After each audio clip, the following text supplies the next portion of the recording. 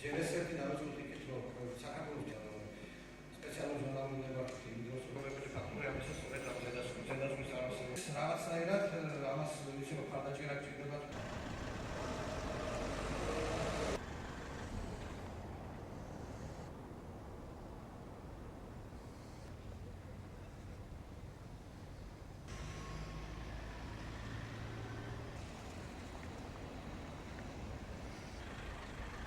ტექნოლოგიური უნივერსიტეტი თავისთავად ახირება იყო ერთი კაცის მოგეხსენებათ.